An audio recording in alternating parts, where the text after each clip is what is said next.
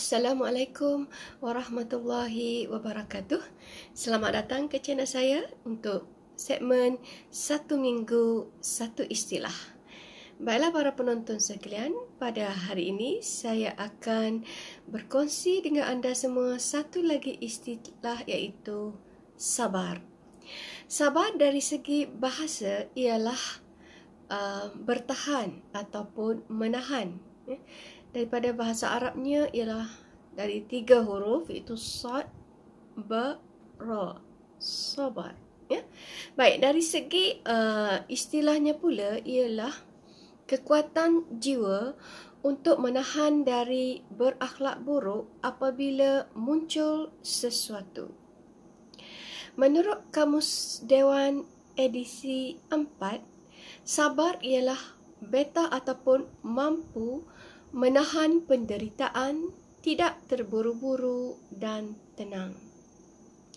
Selain itu, sabar adalah menahan diri dan membawanya kepada yang dituntut oleh syarak serta menghindarnya dari yang dilarang oleh Allah Subhanahu wa taala.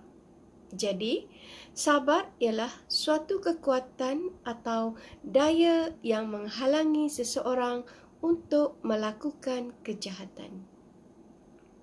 Orang yang bersabar dapat menahan diri dari melakukan sesuatu yang tidak disukai oleh Allah.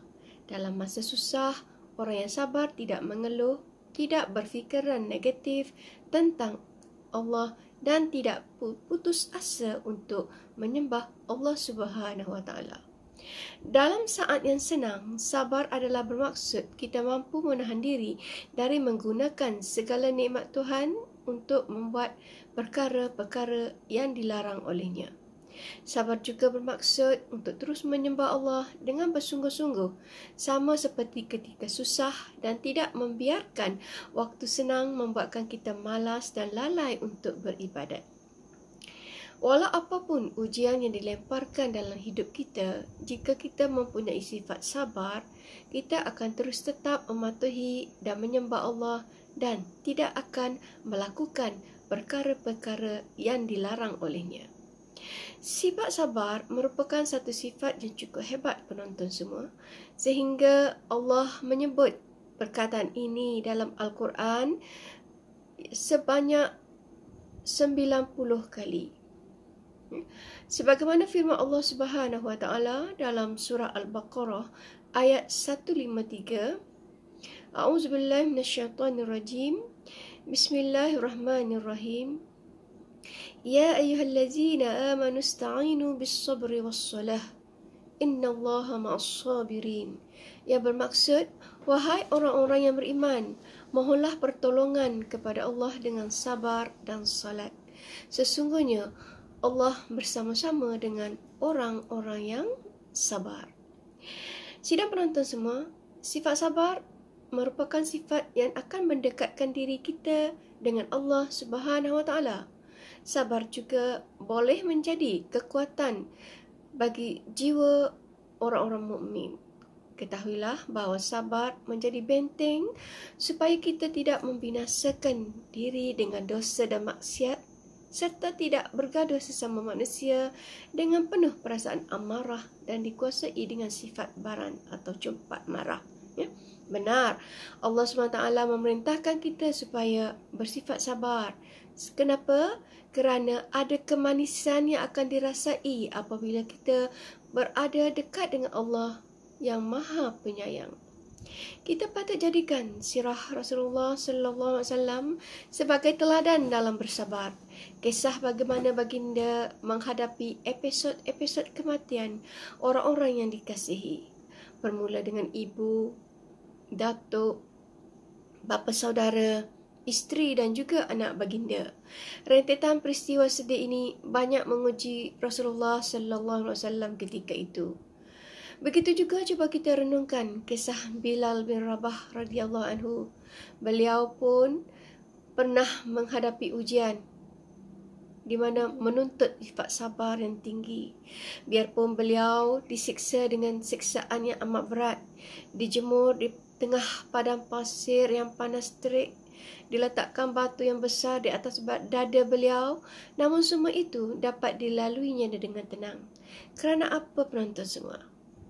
Ya, kerana beliau yakin bahawa Allah akan memberikan ganjaran buat orang-orang yang sabar. Allah SWT menjanjikan pahala yang tanpa batas kepada orang yang bersabar.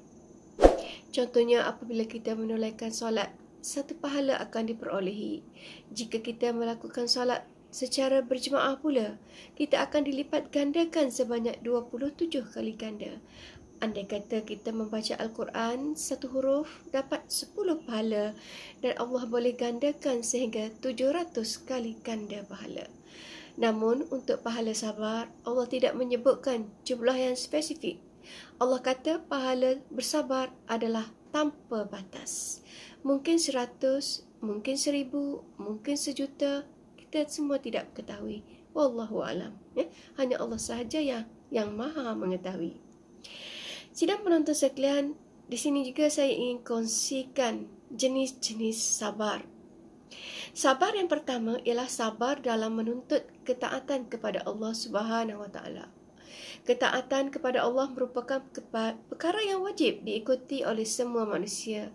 Ia merupakan perintah Allah kepada kita sebagaimana firman Allah Subhanahu Wa Taala dalam surah Al-Baqarah ayat 21 yang bermaksud, "Wahai sekalian manusia, beribadatlah kamu kepada Allah yang telah menciptakan kamu dan orang-orang yang terdahulu daripada kamu, supaya kamu menjadi orang-orang yang bertakwa."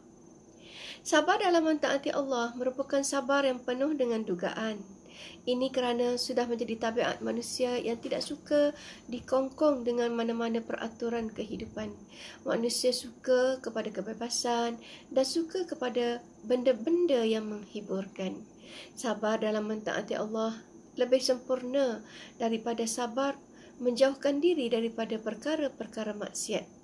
Sesungguhnya kebaikan dalam melakukan ketaatan lebih dituntut oleh syarak daripada kebaikan meninggalkan maksiat.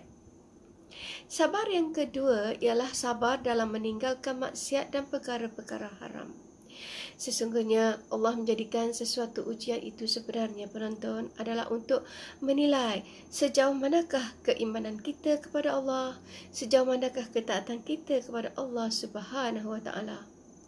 Sebagaimana firman Allah dalam surah Al-Anbiya ayat yang ke-35 yang bermaksud, "Dan kami menguji kamu dengan kesusahan dan kesenangan sebagai cubaan, dan kepada kamilah kamu semua akan dikembalikan."